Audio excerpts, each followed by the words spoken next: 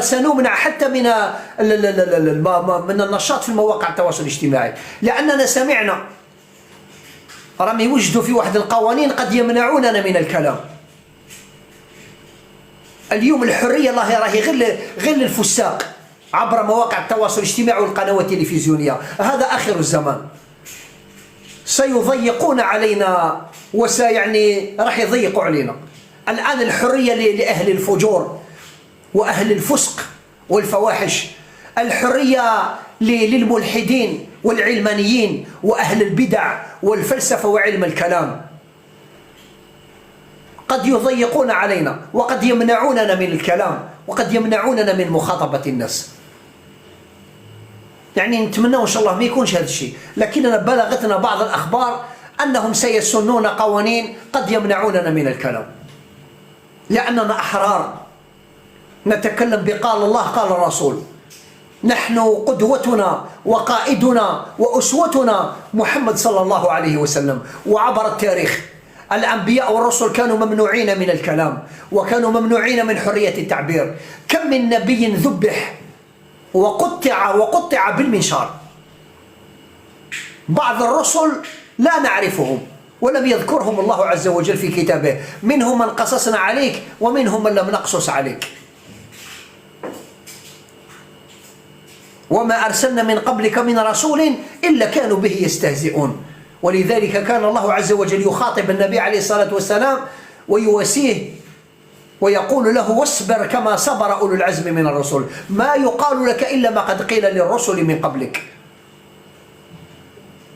وإذ يمكر بك الذين كفروا ليثبتوك أو يقتلوك أو يخرجوك ويمكرون ويمكر الله والله خير الماكرين. نبينا محمد عليه الصلاة والسلام كان ممنوع من الكلام في وسط الناس وفي الأسواق، كان ممنوع من حرية التعبير. وكذلك أتباع الأنبياء والرسل، أتباع الرسول عليه الصلاة والسلام، أتباع السنة سيمنعون من الكلام، ولا حق لهم في الإعلام ولا في القنوات التلفزيونية ولا حتى في المواقع لا سمح الله فيما يستقبل. فماذا بكم اغتنموا يا ناس، سجلوا هذا الكلام، ديروا كابتير فيديو، نسخ الرابط، سجلوه يلقاوه أولادكم وأحفادكم. أنا لا أتكلم من فراغ، وربما قد يمنعوننا في المستقبل من الكلام، قد يضيق علينا، وربما رانا نسمعوا. فاغتنموا الفرصة، سجلوا هذا الكلام. فالأنبياء والرسل كانوا محرومين من حرية التعبير، كانت حياتهم كلها أذى. أوذي الأنبياء والرسل. أو تعتقدون أن هذا الدين جاء على طبق من ذهب؟ كل الأنبياء والرسل أوذوا وعودوا وكذبوا وطاردوا وهددوا. لئن اتخذت إلها غيري لأجعلنك من المسجونين. هذا ما قاله يعني فرعون إلى موسى عليه السلام. فرعون رئيس الظالمين ورئيس الحقارين، الطاغية المعروف: إن فرعون طغى، اذهب إلى فرعون إنه طغى. فرعون هو رئيس الطواغيت، كان يهدد موسى عليه السلام. بلغ بفرعون أن كان يقول لحاشيته وأتباعه وأنصاره وإلى الناس عن موسى عليه الصلاة والسلام: إني أخاف أن يبدل دينكم أو أن يظهر في الأرض الفساد، ذروني أقتل موسى وليدعو ربه. إني أخاف أن يبدل دينكم وأن يظهر في الأرض الفساد، وفي قراءة وأن يظهر في الأرض الفساد.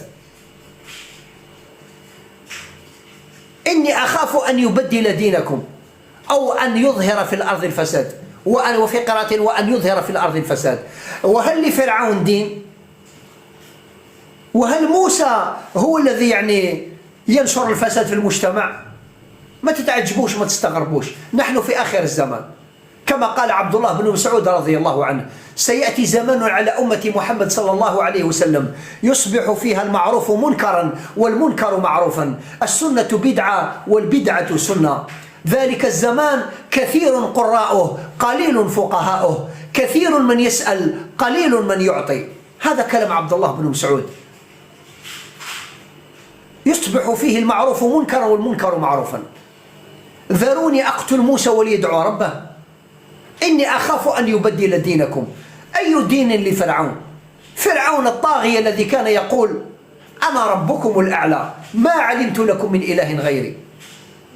إن فرعون علا في الأرض وجعل أهلها شيعا يستضعف طائفة يذبح أبناءهم ويستحيي نساءهم إنه كان من المفسدين. لولا القرآن الكريم لنقلوا إلينا عبر المواقع وعبر القنوات التلفزيونية أن فرعون كان خليفة عادل، وأن موسى عليه الصلاة والسلام كان خرج على فرعون وكان من الخوارج. معاذ الله، حاشا أن يكون موسى عليه الصلاة والسلام كلم الله من الخوارج، حاشا. لولا القرآن الكريم لنقلوا إلينا بأن فرعون كان إماما عادلا وخليفة عادل، بينما موسى خرج على فرعون. فرعون كان ولي الأمر، كان خليفة عادل، وموسى عليه الصلاة والسلام خرج على فرعون، خرج على ولي أمره. الحمد لله كاين القرآن الكريم، هذا الكتاب الذي هو تنزيل من حكيم حميد، هذا القرآن الكريم الذي فيه نبأ من قبلنا وخبر ما بعدنا. هو الفصل ليس بالهزل، من قال به صدق، ومن دعا إليه هدي إلى صراط مستقيم، من حكم به عدل، ومن ترك وما تركه من جبار إلا قسمه الله عز وجل.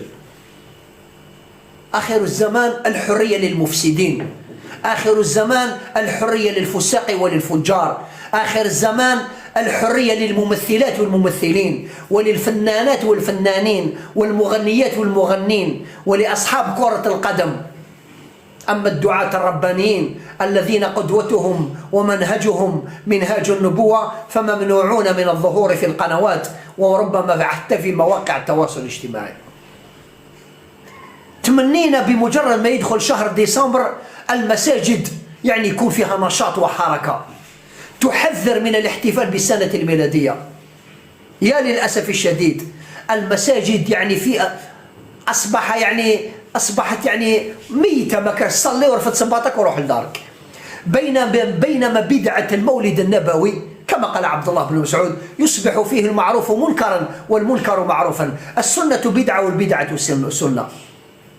من أجل التوحيد خلق الله عز وجل الخلق، وما خلقت الجن والإنس إلا ليعبدون. من أجل التوحيد أنزل الله الكتب، إنا أنزلنا إليك الكتاب بالحق لتحكم بين الناس بما أراك الله ولا تكن للخائنين الخصيما. من أجل التوحيد خلق الله الخلق، ومن أجل التوحيد أنزل الله الكتب، ومن أجل التوحيد أرسل الله عز وجل الرسل. وما أرسلنا من قبلك من رسول إلا نوحي إليه أنه لا إله إلا أنا فاعبدون، ولقد بعثنا في كل أمة رسولا أن اعبدوا الله واجتنبوا الطاغوت. من أجل التوحيد خلق الله الخلق وأنزل الكتب وأرسل الرسل. من أجل التوحيد انقسم الناس في الدنيا إلى فريقين، أولياء الرحمن وأولياء الشيطان، أنصار الله وأعداء الله، أهل السنة وأهل البدع. ويوم القيامة ينقسم الناس إلى فريقين، فريق في الجنة وفريق في السعير، يوم تبيض وجوه وتسود وجوه.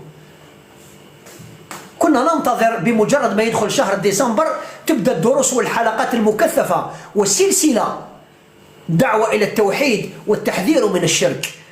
والاحتفال بالسنة الميلادية شرك أكبر. يا للأسف الشديد بالجمعة فقط قال لك يا ودي هذا بعض المساجد، ماشي كل المساجد، بعض المساجد بالجمعة هذه اللي فاتت قال لك السنة الميلادية وكذا. بدعة المولد النبوي أصبح الرسول صلى الله عليه وسلم يديروا له ذكرى ميلاد، ولو يديروا له لانيفرسير، تشبه بالنصارى الذين يتذكرون عيسى عليه الصلاة والسلام مرة كل سنة ويحتفلون بذكرى ميلاده. هذه سنة النصارى. المسلمون راهم يتبعوا يتشبهوا بالنصارى. قال لك مولد النبوي الشريف داروا له ذكرى ميلاد تشبها بالنصارى، ما أنزل الله بها من سلطان. يا للأسف المسلمين ولو يحتفلوا بذكرى ميلاد الرسول صلى الله عليه وسلم أقسم بالله غير تشبها بالنصارى. أول من سبق وأول من سن الاحتفال هم النصارى، والمسلمين هم يتشبهوا بالنصارى. يتذكرون عيسى عليه السلام مرة كل سنة، وجعلوا له احتفالا وذكر ميلاد. المسلمون جعلوا لرسول الله ذكر ميلاد وسموه المولد النبوي وجعلوه مناسبة دينية. أقسم بالله العلي العظيم هذا بهتان عظيم وافتراء وكذب على الرسول صلى الله عليه وسلم وزيادة في الدين. يقول الله عز وجل: اليوم أكملت لكم دينكم وأتممت عليكم نعمتي ورضيت لكم الإسلام دينا. يا للأسف المسلمين يتشبهون بالنصارى وجعلوا ذكر المولد النبوي اتباعا للنصارى. إذا قلتم لنا بأن ذكر مولد النبوي من الدين قلنا لكم قال الله تعالى: اليوم أكملت لكم دينكم. ربي راه يقول لي كملت لكم الدين. إذا قلت بلي المولد النبوي الشريف من الدين نقول لكم قال الله عز وجل: اليوم أكملت لكم دينكم. ربي يقول أنا كملت الدين. أنتم منين جبتوا هذا الدين؟ هذه المولد النبوي هذا منين جبتوه؟ لا يوجد لا في القرآن ولا في الأحاديث الصحيحة. معناتها راكم زدتوا حاجة في الدين، كذبتوا على ربي وعلى الرسول صلى الله عليه وسلم وعلى الخلفاء الراشدين وعلى زوجة النبي صلى الله عليه وسلم وعلى ابنته فاطمة وعلى علماء الإسلام. راكم تتشبهوا بالنصارى وجعلتوها مناسبة دينية. كنا ننتظر أن المساجد بمجرد ما يدخل شهر ديسمبر تبدأ الحلقات والدروس تحذيرا من الاحتفال بالسنة الميلادية، ولكن هذا لم يحدث. بينما بدعة المولد النبوي شهر كامل، والأئمة في المساجد يدعون الناس إلى الاحتفال بذكرى ميلاد الرسول صلى الله عليه وسلم، ويقولون للناس كي يدخل شهر ربيع الأول شهر كامل، وأئمة المساجد يذكرون الناس بذكرى ميلاد الرسول صلى الله عليه وسلم. هذه بدعة. المفروض تدعو ما دعت إليه الأنبياء والرسل، تقتدوا بالأنبياء والرسل، تدعو الناس للتوحيد. غير يدخل شهر ديسمبر تبدأوا تدعو الناس للتوحيد وتحذرهم من الشرك اللي هو الاحتفال بالسنة الميلادية، وهذا لم تفعلوه ولم تقوموا به. كما قال عبد الله بن مسعود: سيأتي زمن على أمة محمد صلى الله عليه وسلم سيكون فيه أقواما يقولون ما لا يفعلون ويفعلون ما لا يؤمرون. يقولون ما لا يفعلون، يقولون نحن ندعو إلى التوحيد ولكنهم لا يدعون إلى التوحيد. ها هو العالم اليوم كله وكل كنائس العالم ستخاطب سكان العالم وتدعوهم إلى الاحتفال بابن الله، بينما المساجد لا تحذر من هذا، اكتفت بالتلميح في خطبة الجمعة والدرس. المفروض تدعو الناس للتوحيد. اليهود قالوا عزير ابن الله، وقالت النصارى المسيح ابن الله، عيسى ابن الله. المفروض أن المسلمين يقولون لا إله إلا الله. تشرحوا للناس وش معناتها لا إله إلا الله، ونبين لكم باللي ما دعيتوش الناس للتوحيد. كثير من المسلمين راح يحتفلوا بهذا السنة الميلادية بالرغم من أنهم يقولوا لا إله إلا الله، صح يحتفل بالسنة الميلادية لأنكم ما علمتوش الناس وش معناتها لا إله إلا الله. ما علمتوش الناس وش معناتها لا إله إلا الله. كون علمتوا الناس وش معناتها لا إله إلا الله اللي هي أول الدين وآخره. السنة تشوف الأسبوع المقبل تشوف مسلمين في البلدان العربية يحتفلوا بالسنة الميلادية، لأن رسالة المسجد غائبة وميتة. والدليل نعطيكم الدليل باللي المساجد ما حذرتش الناس من السنة الميلادية ولم تدعو الناس إلى التوحيد ولم تحذر الناس من الشرك. الدليل أن كل الأنظمة العربية وكل الحكومات العربية ستحتفل احتفالا رسميا بالسنة الميلادية. ما معنى هذا؟ رسالة المسجد معطلة حبسة. حكومات عربية البلدان العربية كلها ستحتفل احتفالا رسميا بالسنة الميلادية، ستقر بأن عيسى ابن الله احتفالا رسمي، وذلك اليوم عطلة مدفوعة الأجر كما اليهود والنصارى. يوم عطلة مدفوعة الأجر. اليهود والنصارى يديروا هذيك الألعاب النارية والأضواء وكذا، البلدان العربية والحكومات العربية تدير هذيك الألعاب النارية وتحتفل احتفال رسمي وتخصص ميزانية من الخزينة العمومية، يعني تصرف الملايير باش تقر وتؤكد بأن عيسى ابن الله.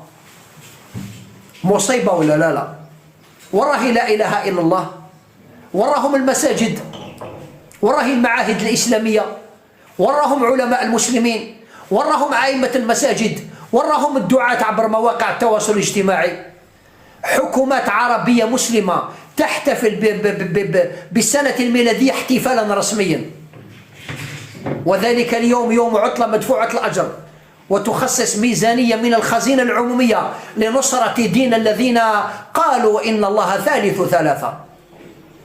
والله معنى لا إله إلا الله، والله الثمرة على لا إله إلا الله، والله القرآن اللي ختمتوه في رمضان يا مسلمين. شحال من ختمة كاين اللي ختم 2 خطرات 3. والله الثمرة تاع القرآن، والله الفايدة تاع قراءة القرآن، والله الثمرة تاع حلقات تفسير القرآن، والله الفايدة من الدروس تاع تفسير القرآن. يا مسلمين علاش راكم موتى؟ المساجد ميتة قاع باردة كونجلي، ما كان لا حلقات لا دروس. حرام عليكم. علاش؟ هذه خيانة علمية. ما عندكمش غير على الدين، خاطر ما على بالكمش واش معناتها لا اله الا الله. انت اللي راك تسمع فيا، وانت اللي راكي تسمعي فيا اختي ويا بنتي. على بالك واش معناتها كي تقول اشهد ان لا اله الا الله وحده لا شريك له واشهد ان محمدا عبده ورسوله؟ راك عاهدت ربي عز وجل على التوحيد. أرجو منكم أن تزلزلوا مواقع التواصل الاجتماعي بكلمة لا إله إلا الله وحده لا شريك له وأن عيسى عبد الله ورسوله. لكم دينكم ولي دين. أنا مسلم لا أحتفل بالسنة الميلادية، عيسى عبد الله ورسوله. زلزلوا مواقع التواصل الاجتماعي، خلوا ربي سبحانه يفرح بكم.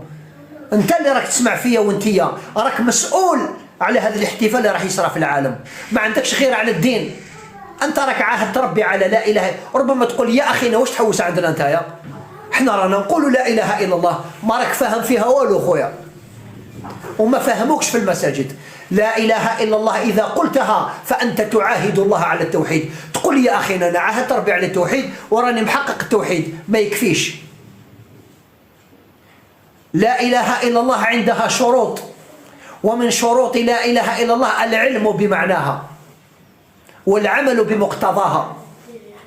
كي تقول لا إله إلا الله راك عاهد تربي على الالتزام بالتوحيد، وأن تعمل بالتوحيد، وأن تعلم هذا التوحيد لأهلك، وأنذر عشيرتك الأقربين. تبدأ بالأهل تاعك وولادك وفاميلتك وجيرانك وتعلم الناس التوحيد. ما يكفيش أنك تلتزم بالتوحيد، لازم تدعي الناس إلى التوحيد وتحذر الناس من الشرك. راك مسؤول أنت وانتيا. هذا الاحتفال اللي راح يصرى في العالم راك مسؤول عليه. عندكم التليفونات، عندكم عندكم صفحات. أرجو منكم أن تزلزلوا مواقع التواصل الاجتماعي. لا إله إلا الله وحده لا شريك له وأن عيسى عبد الله ورسوله. لكم دينكم ولي دين. أنا مسلم لا أحتفل بالسنة الميلادية. أشهد أن لا إله إلا الله وأشهد أن محمدا عبده ورسوله وأن عيسى عبد الله ورسوله. إذا صح أنتم أين أنصار الله؟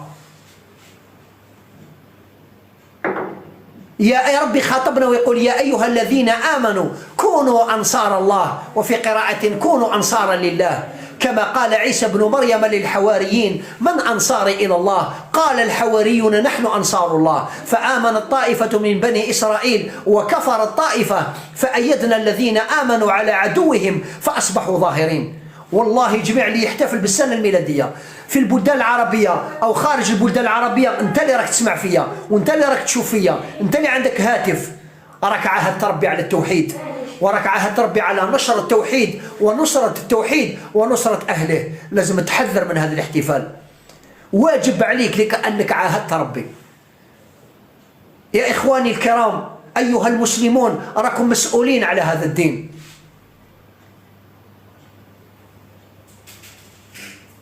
في كل ركعة كي تجي تصلي لازم تقرأ سورة الفاتحة. علاش؟ راك تصلي وغلطت وغفلت وسهيت، كيفاش تدير؟ تسجد سجود السهو باش تصحح صلاتك وترقع صلاتك. أنسيت غفلت سهيت. سجود السهو عبارة عن سجدتين يسجدهما المصلي لجبر الخلل الحاصل في صلاته وترغيما للشيطان. ترقع صلاتك كي تغفل تنسى. لكن لو كان تنسى ما تقرأ سورة الفاتحة لا تسجد سجود السهو، لا يشرع سجود السهو، صلاتك باطلة، لازم تعاود الصلاة. علاش؟ هذا هو السؤال، وهنا مربط الفرس، وهذا هو السر. قال الرسول عليه الصلاة والسلام من لم يقرأ بفاتحة الكتاب فلا صلاة له. وفي رواية لا صلاة لمن لم يقرأ بفاتحة الكتاب. في كل ركعة تقرأ سورة الفاتحة. الحمد لله رب العالمين الرحمن الرحيم مالك يوم الدين إياك نعبد إياك نعبد. راك أعطيت كلمة عهد ربي، راك تقول له إياك نعبد بعد الحمد والثناء لله عز وجل. تقرأ ربي قل حمدني عبدي وأثنى علي مجدني عبدي. راك تقول له إياك نعبد، راك أعطيت عهد ربي، راك تعهد ربي على التوحيد. وإياك نستعين يعني يا ربي أعنا على ذكرك وشكرك وحسن عبادتك. أي يا ربي اجعلني مقيم الصلاة ومن ذريتي. علاش كي يقول المؤذن حي على الصلاة تقول لا حول ولا قوة إلا بالله. أروح تعبد ربي، أروح توحد ربي، أروح تعطي ربي حقه، تقول لا حول ولا قوة إلا بالله. كم يعينكش ربي، لكم يقويكش، لكم ييسر لكش وما يسهلكش ما تقدرش تاع ربي وتعبده. إياك نعبد وإياك نستعين. ما تقول له اهدنا الصراط إياك نعبدك عاهدته. يا مسلمين الإسلام مسؤولية، الإسلام أمانة. راكم عاهدين ربي يا ناس. كي تقول لا إله إلا الله راك عاهدت ربي، عطيت له كلمة، عطيت له عهد، لازم توفي بوعدك. احنا اللي من المسلمين يقول لا إله إلا الله محمد رسول الله ويجي للجامع يصلي يركع ويسجد ويخرج ويروح للدار. هذا هو الإسلام. وشكون اللي راه مسؤول على هذا الدين؟ يا أخي ربي أنت قلت له كي تقول لا إله إلا الله راك عاهدته، وفي كل ركعة تصليها إياك نعبد وإياك نستعين. إياك نعبد راك أعطيت له العهد، أعطيت له العهد في الأول كي قلت لا إله إلا الله محمد رسول الله، وزدت راك تعطي له العهد في كل ركعة. في كل ركعة ربي يذكرك بلي يا عبدي راك عاهدتني، يا عبدي كونك وفي، يا عبدي أوفي بوعدك. إياك نعبد إلى توفي بوعدك وتكون صادق. مراه تقول إياك نستعين سيعينك الله. إياك نعبد إذا راك صادق صح، راك معاهد ربي باللي تعبده وتحقق التوحيد وتدعو الناس إلى التوحيد وتحذر الناس من الشرك، والله غير سيعينك الله عز وجل. لأن بعدها وش قلت؟ وإياك نستعين. سيقويك الله وسيعينك وسييسر لك العبادة.